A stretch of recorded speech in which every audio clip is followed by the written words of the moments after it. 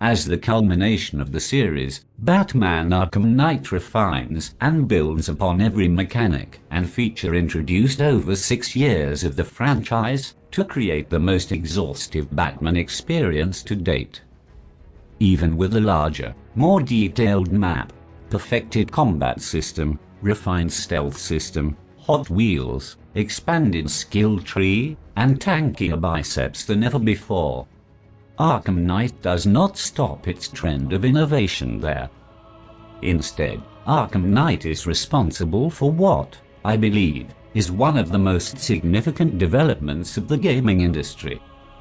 The Most Wanted wheel acts as Batman's interface to switch mission on the fly, and while the FBI's Most Wanted wheel has caused me to move house 8 times, Arkham Knight's Most Wanted wheel has caused me nothing but euphoria.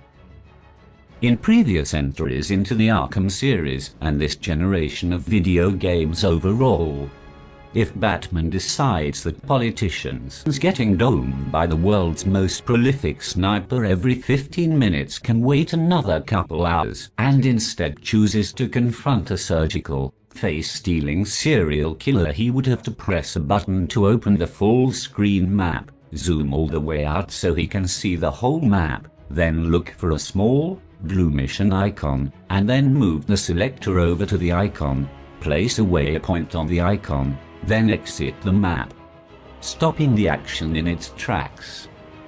And like the Elamites of the Neolithic era who first invented the wheel so that Corvo could seamlessly switch between tranquilizer bolts and grenades in Dishonored, the minds at Rocksteady Studios applied this breakthrough to the mission selection system, ushering in a golden age of scientific innovation. In the wake of this idea, Batman can now decide that doing rocket-powered donuts in the Gotham sewers is a much higher priority than extinguishing the ongoing citywide fires without interrupting his 1-2 punch.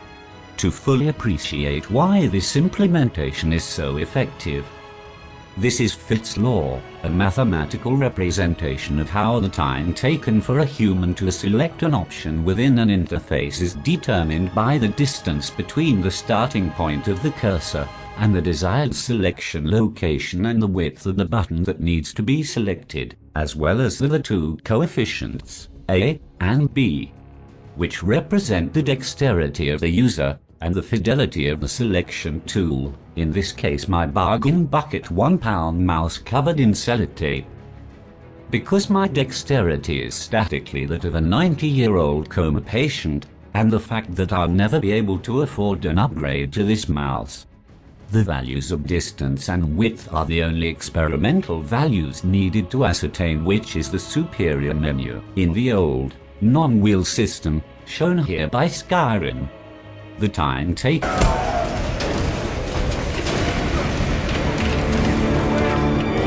Lights out, rich boy.